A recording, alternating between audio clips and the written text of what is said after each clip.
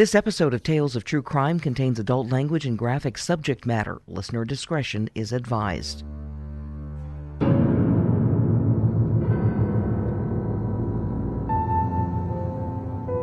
Kathy Miller was just a teenager, trying to help her boyfriend find a job. She reviewed the classified ads in the Seattle Times because that's how you found a job in 1973, by looking through the newspaper.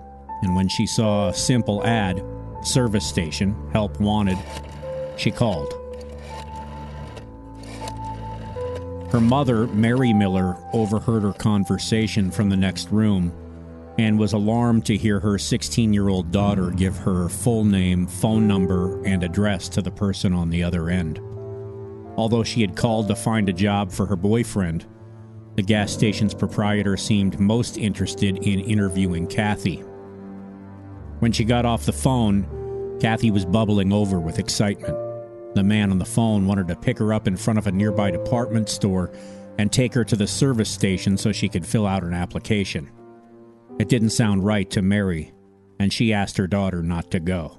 If you're going to apply for a job, you should go to the business and apply. You shouldn't just get into a car with a strange man.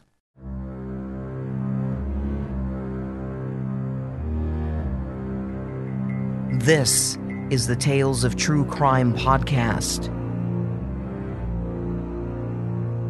Kathy promised not to go, and mother and daughter rode the bus together that morning as they went off to work and school, respectively. Despite the promise from her daughter, Mary Miller called police and recounted the odd job listing and strange circumstances of Kathy's phone call with the man who ran the service station. The detective she spoke with agreed that the situation was peculiar and urged Mary to make sure Kathy did not get in a car with a stranger, and told her to call again if anything else should come up. When Mary got home from work that afternoon, Kathy was not home. By 6:30, Mary began making phone calls. She was able to confirm Kathy had been at school that day. She called the number from the classified ad, and the man who answered said Kathy had been scheduled to meet for an interview at 2:45 but hadn't showed up.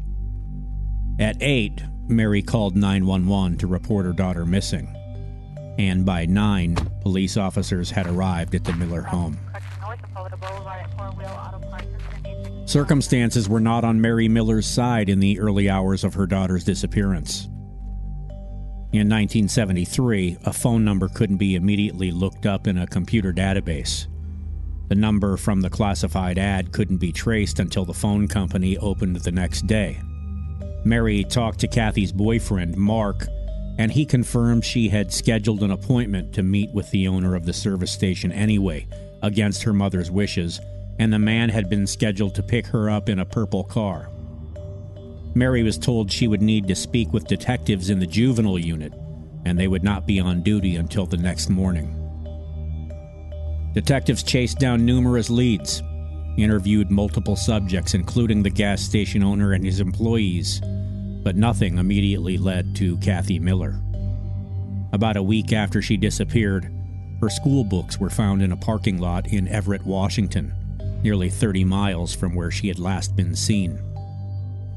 Kathy Miller's body was found after a month and a day, in the first week of June 1973, outside Everett. She was nude, wrapped in black plastic, and multiple skull fractures revealed her head had been bashed in.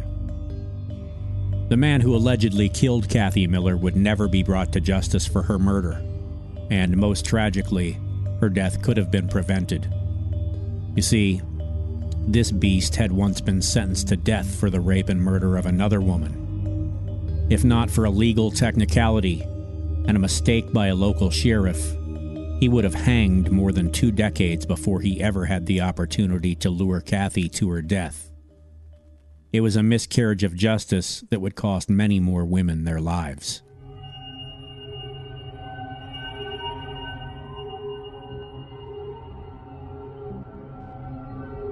The alleged perpetrator's name was Harvey Carignan, and records indicate he was born in Fargo, North Dakota on May 18, 1927, to a single, unwed mother. A strong indicator of the relationship, or lack thereof, that Carignan had with his mother is the fact that even he was unsure of his exact birth date. His mother married a man when Harvey was 3 or 4 years old, gave birth to another son, and Harvey was shuffled off to live with relatives. As detailed by renowned true crime author Anne Rule in her book The Want Ad Killer, Harvey was a chronic bedwetter, suffered from a nervous twitch in his face, and had an imaginary friend named Paul. He was passed around his mother's family, from Fargo to Cavalier, North Dakota for a time, back to Fargo, then to Williams, North Dakota, before he finally landed in a Mandan, North Dakota reform school. He grew to adulthood in the custody of that reform school, little more than a human warehouse where the concept of love was alien. By the time he reached 18, he was a tall, hulking man, and with few family ties, he went straight into the military from reform school. It took barely 3 years for him to get in serious trouble. Carignan was stationed at Fort Richardson, the Army base in Anchorage, Alaska. On July 31st, 1949, a 57-year-old local woman named Laura Showalter was raped and murdered. The authorities said it appeared the perpetrator had beaten her to death with his bare hands. And although there were several eyewitnesses who saw the killer, nobody could put a name to the tall man's description. In September, another area woman, Dorcas Callan, was attacked, but she was able to escape and describe her attacker to police. He was a soldier, tall, and inhumanly strong, she said. Together with another eyewitness, Callan identified Harvey Carignan in a photo lineup, and he was taken into custody and locked in the Anchorage City Jail. The modus operandi in the Callan attack was so similar to the Laura Showalter murder, Carignan immediately became the prime suspect.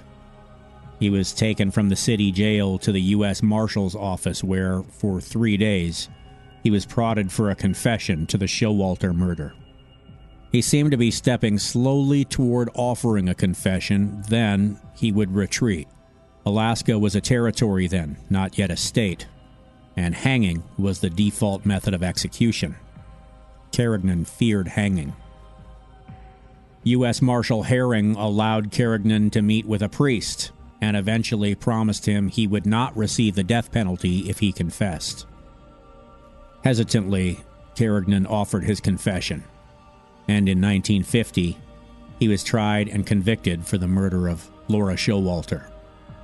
He was sentenced to death by hanging. If the sentence had been carried out, that's where this story would end. A burgeoning psychopath caught and executed with a body count tragically numbered 1. But the sentence would not be carried out due to a series of missteps by the authorities in a time when post-arrest procedures were not as cut and dried as they are today. At risk of going deep in the weeds on 1950s arrest and prosecution protocol, appeals courts had a number of objections to Carignan's arrest and subsequent interrogation and confession. In 1950, law enforcement was still trying to break itself of long-held procedures based on the honor system. Prisoners were supposed to be promptly brought before a judge for arraignment, but that didn't always happen. And confessions could not be coerced, but still, that happened more than it should. Further, the long-standing practice of arresting a suspect for a minor crime so they could be questioned about a more serious one had become a problem. Prisoners were sometimes held for days without appearing before a judge, interrogated, occasionally even beaten, and a confession, true or not, was often the result. By the time Carignan was arrested, courts had begun adhering to the McNabb Rule, a legal precedent based on a murder case from 1940, which involved the murder of tax agents by suspected bootleggers in Tennessee. The McNabb Rule established that suspects had to be quickly arraigned, and that their confessions were inadmissible if they hadn't been brought before a judge on the charges they faced. Miranda warnings were not yet a thing in 1950. Carignan had been arraigned for the attack on Ms. Callan, but not the rape and murder of Laura Showalter when he had been questioned, and the appeals court ruled his confession inadmissible.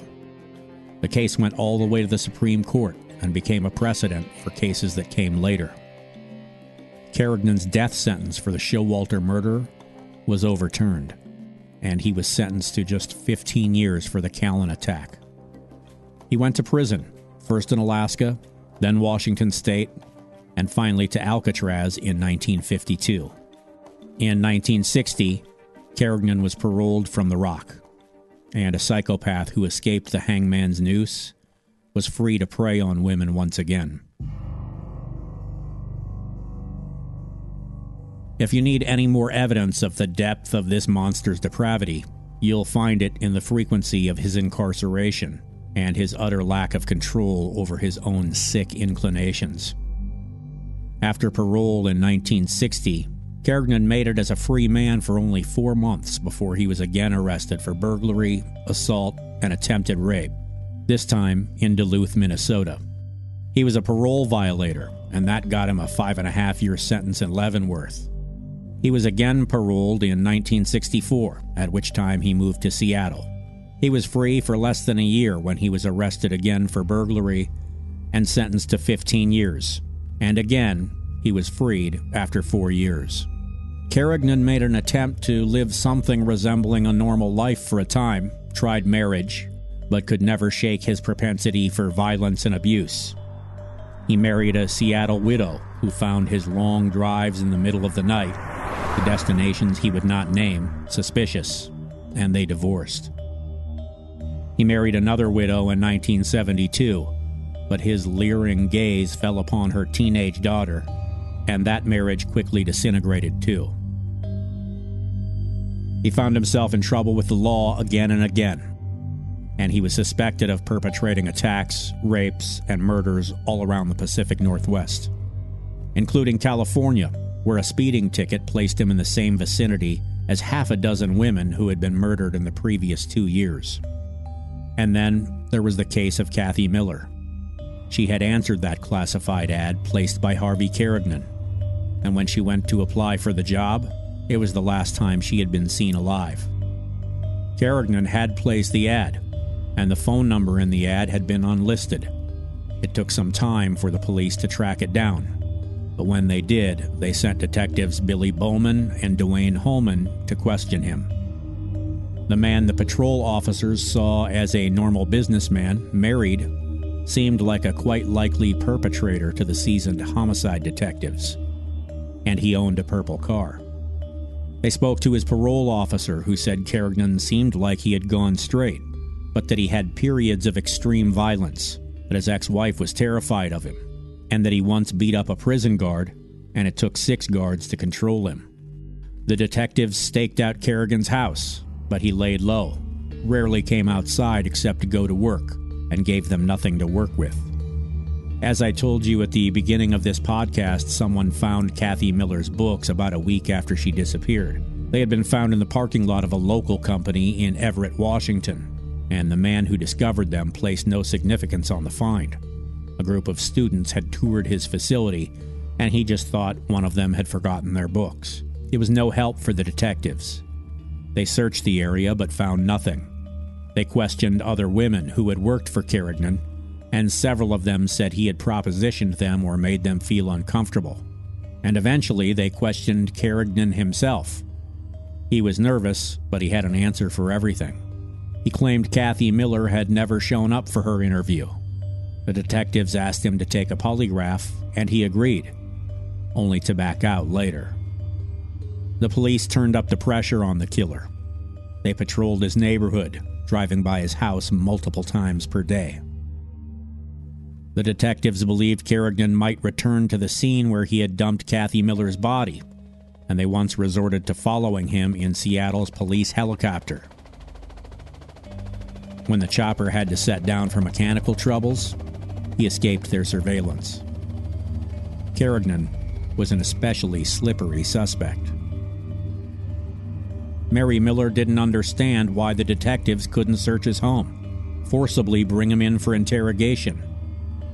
Probable cause has no meaning to a mother whose daughter is missing. And even though police pressure was unrelenting, his in-laws had started asking questions, and his wife Alice had left him and gone into hiding, Carignan did not crack. He continued to go to work and behave like an innocent man. And as I told you before, Kathy Miller's body was found after a month and a day by two boys who had stopped to pick salmon berries in the wilderness north of Everett, Washington. The killer had been very careful to wrap the body in plastic to avoid leaving blood in his vehicle. Kathy had been beaten. The holes in her skull were about the size of the head of a hammer. The police by this time were certain that Carignan had killed Kathy Miller and had become fairly certain he had also killed Laura Brock, a hitchhiker, in 1972. The police had a mountain of circumstantial evidence, but not a shred of actual physical evidence that directly connected Carignan to the murder of Kathy Miller. To start all over again, Harvey Carignan just had to disappear. And that's what he did. And the worst of his crimes were still to come. In June of 1973, Carignan was back at it, this time in Minnesota. In Minneapolis, he ambushed Marlise Townsend as she waited for a bus. He attacked her with a hammer, and she later awoke in his car where he tried to assault her. She escaped when the monster tried to grab her by her hair, but it came off in his hand. She had been wearing a wig. She tumbled onto the pavement and took off running with a description of his vehicle in her mind. A pickup truck with a silver topper. On September 9th of 1973, a 13-year-old hitchhiker, a runaway, reported being picked up by a big man in a pickup with a silver topper. He drove her into the country, used a hammer to beat her and violate her, but inexplicably let her go with a warning. Don't tell anyone. Ever. The girl told nobody for more than a month. It was, really, the last lucky break Harvey Carignan would ever get. His sickness was ramping up, and he was getting careless. In 1974, Carignan started dating a woman he met in Minneapolis. When she broke up with him, she disappeared, and her corpse was found 5 weeks later in Sherburne County. She had been murdered with hammer blows to her head and had been violated with a tree branch. Carignan had made the mistake of murdering someone close to him, not a stranger, and suspicions mounted. In September, he attempted to abduct 2 teen hitchhikers at the same time, and while he assaulted one, the other escaped and ran for help. He fled and left the survivors on the side of the road. His compulsion to rape and murder returned quickly. A week later, posing as a helpful passerby, Carignan offered to help a woman get her car started in a Sears parking lot. He beat her, choked her, and assaulted her with a hammer, but she was able to escape.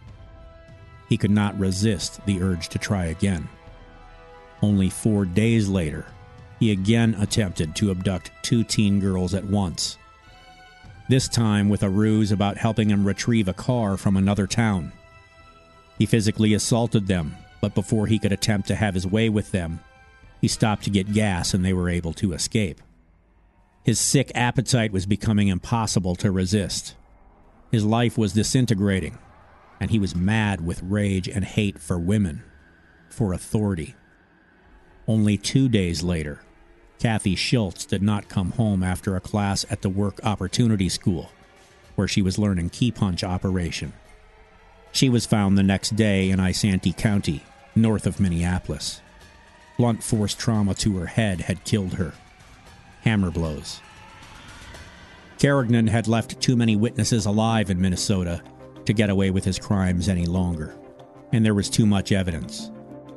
Descriptions of his vehicles, the pickup, and a green Chevy Caprice, tire tracks, and physical descriptions of the perpetrator himself. On September 24, 1974, Carignan's luck ran out. 2 policemen observed a man who matched the description of the man who had attacked so many young girls in the Minneapolis area. They watched him from a distance to see what vehicle he might be driving. It was a green Chevy Caprice. Carignan was arrested, and the times had changed. He was read his Miranda rights, identified in photo lineups by one victim after another, and brought to trial. There would be no technicalities to set him free this time. Despite an insanity defense, he was convicted of attempted murder for the attack on the woman he met in a Sears parking lot, and again for the 13-year-old hitchhiker he assaulted in September of 1973. The monster got 40 years, a sentence which has since been extended due to his status as a dangerous offender. As of 2019, Carignan is 92 and still alive, imprisoned in the Minnesota Correctional Facility in Faribault, with no release date. There are many questions regarding the crimes of Harvey Carignan and his ability to elude justice for so many years. To stop future monsters from visiting their horrors on the innocent, we need to understand those who came before. What made the man a psychopath? It's a question that's been asked 1,000 times, and will be asked 1,000 more. The question of nature versus nurture. Are killers born or made? There's no doubt Carignan's childhood played a strong role in his development as a sociopath narcissist with little empathy for others and no concept of love. What have we learned from Carignan's case and his ability to continuously offend? We learned to do it by the book. Law enforcement today knows to bring offenders before a judge for a speedy arraignment, and to question suspects only after they've been advised of their rights. A surprising number of them, just like Harvey Carignan, choose to talk anyway, and put themselves behind bars with their own words, and their inability to control their own mouths. Perhaps the hardest question to answer is, how many people did Harvey Carignan kill? Depending on who you ask, the accepted answer is somewhere between 5 and 10, based on what is likely and what can be proven. But there were a lot of occasions where Carignan's presence and the death of young women corresponded.